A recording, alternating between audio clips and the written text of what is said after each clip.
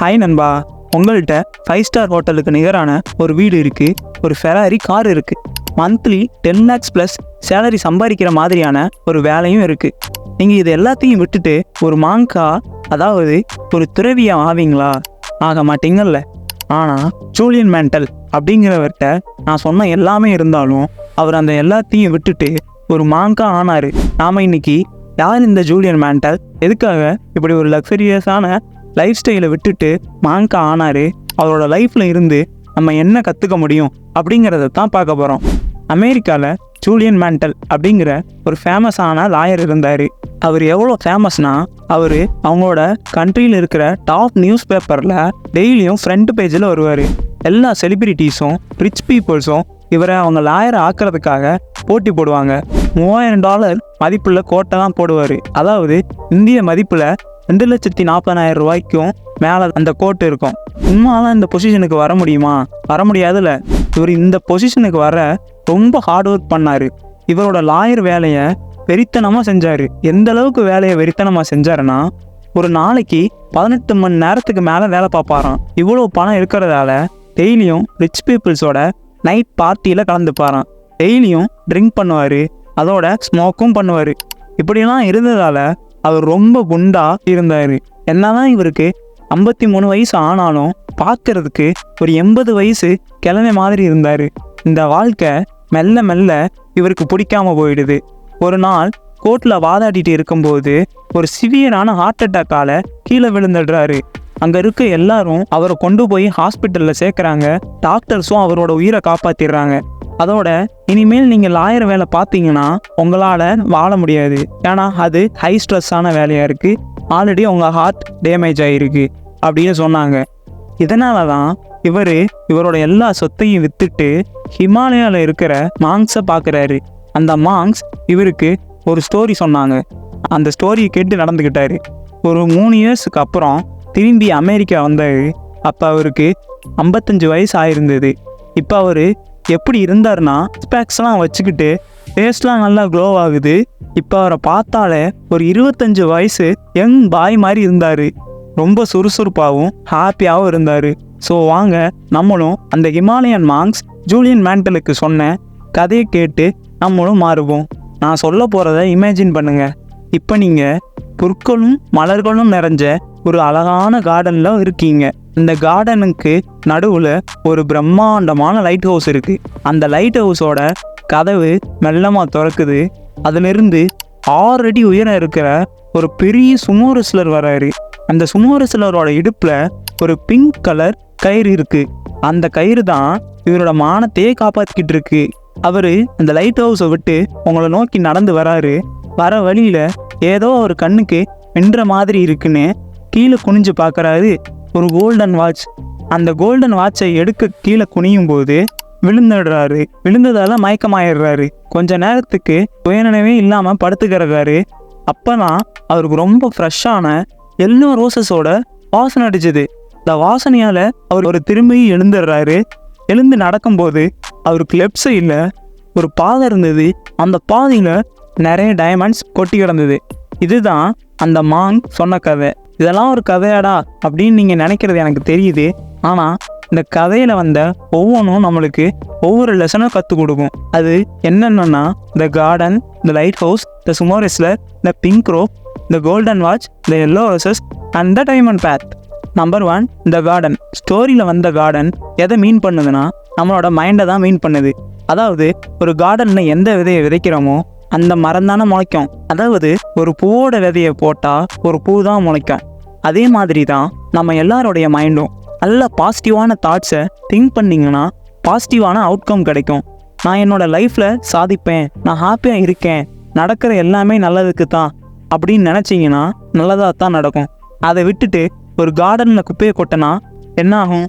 பூக்கள்ல இருந்து நல்ல வாசனை வராமல் அந்த குப்பையோட கெட்ட நாத்தம் தான் வரும்.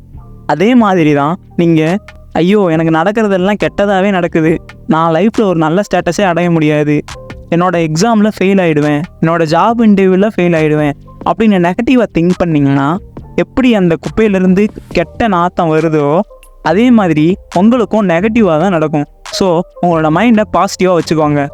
Number 2, the light house.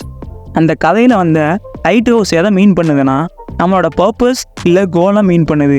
ஒரு லைட் ஹவுஸோட வேலை என்ன? எல்லா போட்டுகளும் கரையை அடைய உதவியும் இருக்கிறது.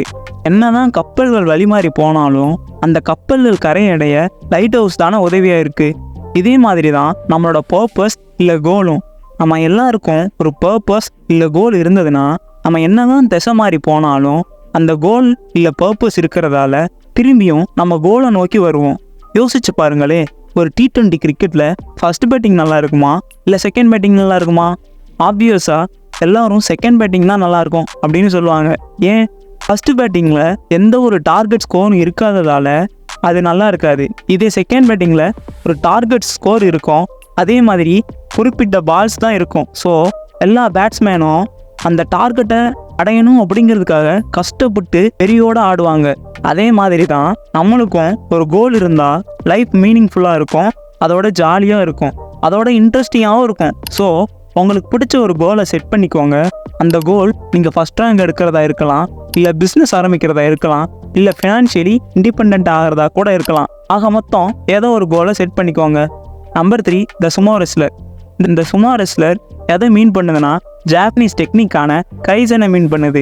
இந்த டெக்னிக் என்ன சொல்லுதுன்னா டெய்லியும் நம்மளை இம்ப்ரூவ் பண்ணிக்கிட்டே இருக்கணும். 6 பேக் வைக்கணும் அப்படிங்கிறத கோலாக வச்சுருந்தீங்கன்னா அது உடனே கிடச்சிருமா? கிடைக்காதில்ல. அந்த 6 பேக் அடைய டெய்லியும் ஜிம்முக்கு போகணும், டெய்லியும் ப்ராப்பராக டயட் ஃபாலோ பண்ணணும், அதே மாதிரி ப்ராப்பராக டெய்லியும் 7 to 8 hours தூங்கணும். அப்போனா தான் உங்கள் கோலான 6 பேக்கை அடைய முடியும். இதே மாதிரி தான் எல்லா விஷயத்துலையும் நம்ம கைசனை இம்ப்ளிமெண்ட் பண்ண முடியும். நீங்கள் நல்ல மார்க் வாங்கணும்னா ஃபஸ்ட்லேருந்தே நீங்கள் கான்செப்டை அண்டர்ஸ்டாண்ட் பண்ணி டெய்லியும் கொஞ்சம் கொஞ்சமாக படிக்கணும். இப்படி செஞ்சால் ஓரளவுக்கு நல்ல மார்க் நீங்கள் ஸ்கோர் பண்ணிடுவீங்க. ஸோ கைசனை யூஸ் பண்ணி டெய்லியும் கொஞ்சம் கொஞ்சமாக இம்ப்ரூவ் ஆகுங்க. நம்பர் 4, இந்த பிங்க் ரோப். சுமோ ரெஸ்லர் அவரோட இடுப்பில் கட்டியிருந்த பிங்க் ரோப் எதை மீன் பண்ணுதுன்னா டிசிப்ளினை தான் மீன் பண்ணுது. எப்படி அந்த சின்ன பிங்க் ரோப் அந்த சுமோ ரெஸ்லரோட மானத்தை காப்பாற்றுதோ அதே மாதிரி தான் டிசிப்ளினும். நீங்கள் எந்த ஒரு விஷயத்தையும் டிசிப்ளினோட கண்டினியூஸாக செய்யலைன்னா நீங்கள் எதையுமே அச்சீவ் பண்ண முடியாது. என்னதான் உங்கள் கோல் 6 பேக்கை வைக்கிறதா இருந்தாலும் நீங்கள் டிசிப்ளின்டாக ஜிம்முக்கு போகாமல், டிசிப்ளின்டாக டயட் ஃபாலோ பண்ணாமல், ஜங்க் ஃபுட்டை சாப்பிட்டுக்கிட்டு டிசிப்ளின்டாக தூங்காமல் இருந்தீங்கன்னா நீங்கள் 10 வருஷம் கஷ்டப்பட்டாலும் உங்கள் கோலை அச்சீவ் பண்ண முடியாது. ஸோ நீங்கள் எதை செஞ்சாலும் டிசிப்ளினோட கண்டினியூஸாக செய்யுங்க. நம்பர் 5, இந்த கோல்டன் வாட்ச். அந்த சுமோ ரெஸ்லர் தடிக்கு விழுக காரணமாக இருந்த அந்த கோல்டன் வாட்ச் எதை மீன் பண்ணுதுன்னா நம்ம எல்லாருக்குமே அது சேமாக தான் இருக்குது. ஏழையாக இருந்தாலும் சரி, இல்லை பணக்காரராக இருந்தாலும் சரி, அதுதான் டைம். ஒரு நல்ல கோட் ஒன்று இருக்குது, we can make more money but we cannot make more time. அதாவது நம்ம எல்லாராலையும் பணத்தை எவ்வளோ வேணும்னாலும் சம்பாதிக்க முடியும், ஆனால் டைமை நிறையா உருவாக்க முடியாது. அவ்வளோ ப்ரீஷியஸான டைமை நம்ம வாழ்க்கையில் முன்னேறதுக்கு செலவழிக்காமல் ரீல்ஸ் பார்த்துட்டு, கேம் விளையாண்டுட்டு, நிறைய மூவிஸை பார்த்துட்டு வேஸ்ட் பண்ணிட்டு இருக்கோம். நான் இதெல்லாம் தப்புன்னு சொல்லலை, கொஞ்ச நேரம் இதெல்லாம் செஞ்சால் தப்பு இல்லை, ஆனால் இதவே ஒரு வேலையாக செஞ்சால் தான் தப்பு. ஸோ உங்களோட ப்ரீஷியஸான டைமை வேஸ்ட் பண்ணாதீங்க. நம்பர் 6, இந்த எல்லோ ரோசஸ். இந்த எல்லோ ரோசஸ் எதை மீன் பண்ணுதுன்னா செல்ஃப்லெஸ்லி சர்வ் அதர்ஸ், அதாவது மற்றவங்களுக்கு உதவி பண்ணுறது.